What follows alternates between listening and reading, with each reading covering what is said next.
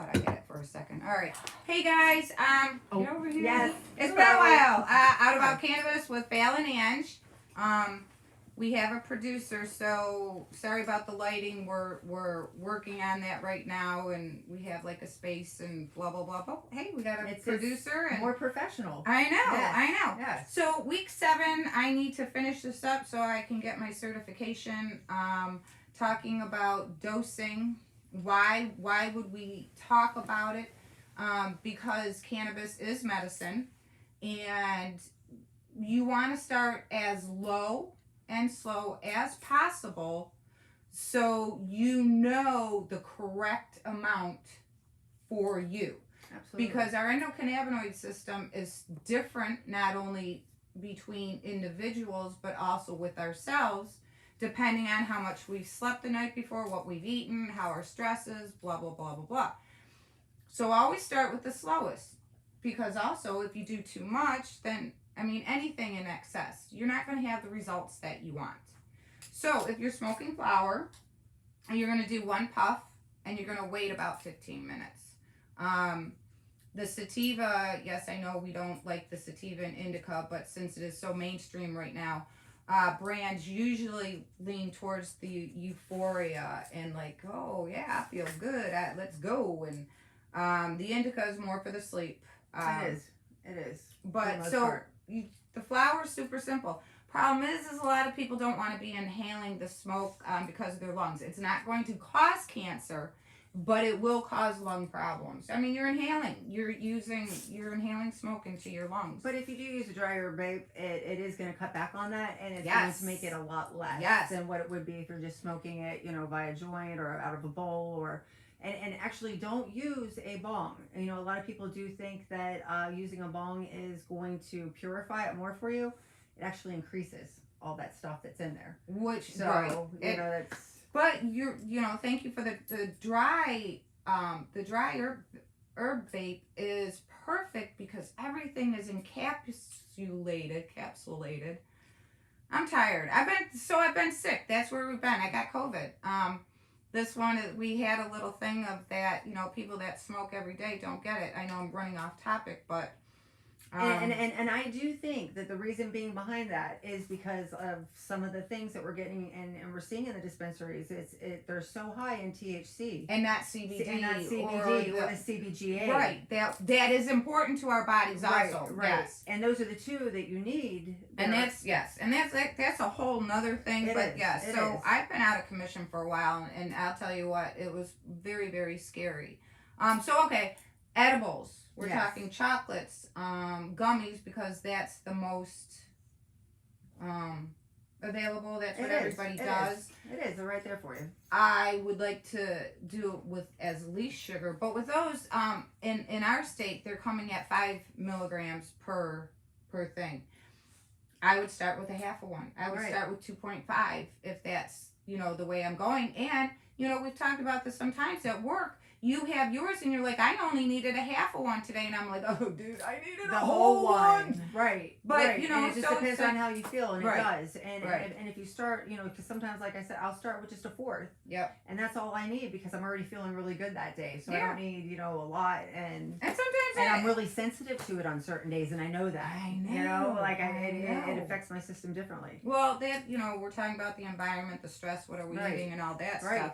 And it plays a huge part in it. I don't really, there's so many other products. You have the shatter and the diamonds and the dab. And I think if we're using this medically and you're just starting out, I think you should stay away from all that.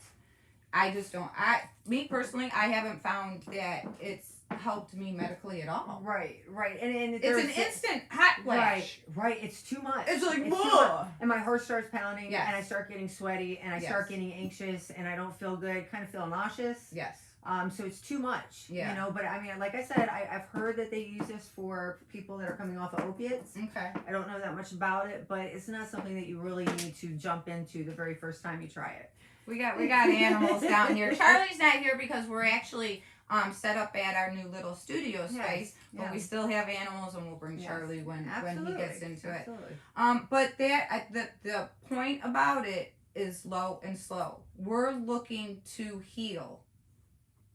Right. That's important. That's it. We can heal our bodies. Then this is, you know, it's not just about cannabis. We talk about, are you drinking your water, getting your electrolytes? What are you putting in your body? Do you know when I have more sugar, the hot flashes and night sweats are horrible. Oh, I can Horrible. imagine. I can imagine. Horrible. And the same thing happens when if I eat any sugar at all, I get really tired, start feeling yucky, want to go to sleep. Or if I haven't taken probiotics, if I stop taking, like, there's kombucha that I drink, and if I stop drinking that, I notice it almost immediately because I'll start feeling like a little sluggish and just off. I think the only thing that we didn't talk about that's super important that people are using is the concentrates in RSO. Right. A lot of cancer patients are using the RSO, and I actually use RSO. I do also. One of the reasons that I'm doing is because I know it's the whole plant.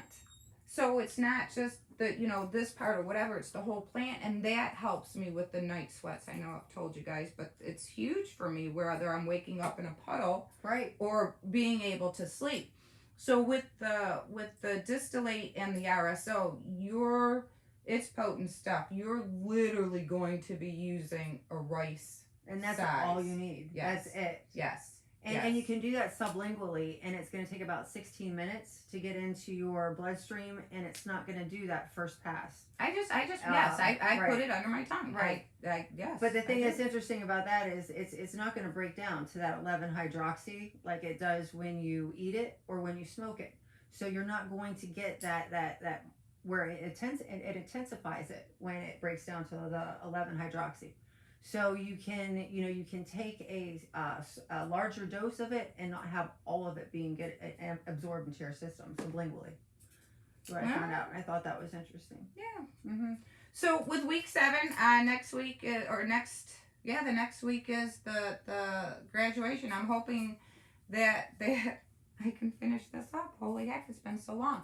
So did you have any questions about the edibles? I mean, I really, the flour, the concentrate, and the edibles. Well, or dosing. I'm sorry, dosing. With the dosing on the when you smoke it, you know, it's going to reach its maximum potency in about 45, I think we said, but it'll wear off in about 4 hours. Whereas with edibles, they're going to stay in your system for 4 to 8 hours. So so don't be like, oh wait, that didn't work. Let me try another one, and then all of a sudden you're like, you're couch locked and passed out, and oh my god, wake up. Right. So you know, with your edibles, really, you know, wait on those. You know, those should last you for a while. Yes, be very careful with that. A lot of people don't realize. Yes, that's huge. I've had friends that have done just that. Yes, yeah. Here's a chocolate bar. They eat the whole thing. Oh no, they didn't feel good. Which, you know what it can cause. It can cause, you know, you being more anxious. Oh yeah, yes, absolutely. So here you're taking something that, you know, think it's indica and you have so much in your system, but you're like, yeah, I don't want the anxiety. No. I want the peace. I want the calm. I want the yay. I feel great, and it only takes a little bit. It does. It does. And then the other thing is with tolerance, you know, and it does, and it's going to happen with people. But if you take just a little bit of time off, you know, you can even do it throughout the week. You know, lower your dose like 1 day a week. It's going to help your endocannabinoids come back out, and you know, and you won't build that tolerance. So you're going to save money by doing that also. So you know, pay attention to not using too much. You don't really need to get the effect that you're looking for either. Well, yeah, like I said, if you're using cannabis as medicine, and if we're using it, we're educating how to use it medicinally. Correct. That's what we're learning, because that's what our belief is. You know, I mean, I'm seeing this stuff work where, you know, doctors said and have tried medications on things and it didn't work. Like my mom's skin condition. You made an oil for her, right? I made an oil for her, and this was a contact dermatitis that she had. She'd been suffering with 8 different doctors. So what did you do? So I just started off with CBD, just oil, just like CBD. That's just oil to start off with, and it has cleared her legs, but just a little bit still there, a tiny bit, but no itching. Just CBD oil. Just CBD oil, and she said it used to feel like 1,000 tiny little ants were biting her, like her skin was on fire, and I mean, imagine how miserable that could be. And yes. And here it is. It's CBD oil, has fixed that. And I'm gonna infuse it with a little bit of THC, which they say THC has a stronger bonding site on some of the skin cells, and I think that you do have to you have to work it in. But heck, that's huge. I mean, there's so many people right now that have skin conditions and psoriasis. They say it helps with. So you know I wonder if it would help with shingles. And anything that is inflamed, it's going to immediately start reducing that inflammation in the skin. Yeah. So it's something I would write. It's not going to hurt it. You know. No, so, and then, you know what that is something, because we didn't hit on the creams and everything. They help with pain, and they help obviously with the eczema and stuff. So that contact dermatitis is what they called it, but they really didn't even have a name for it. They weren't quite sure because it's practicing. They're practicing medicine, so they really don't even know what they were looking at. Practicing medicine, Yep. You know. Yep. Stop practicing on me. I don't want it anymore. So, but okay. So I think we answered the question. Dosing, go low and slow. Absolutely. Low and slow. If there's any confusion, the least amount to start with. Absolutely. And then you can start looking at, you know, your terpenes and things like that to cater what type of you want also. Yeah, I hope, you know, we're gonna be looking at the terpenes anyway, because, you know, at week 7 we did that a couple weeks ago. So check out the other videos. I think we put it up. But yeah, for the any of the terpenes, remember, is what the smell and the flavor of it, and these actually are huge.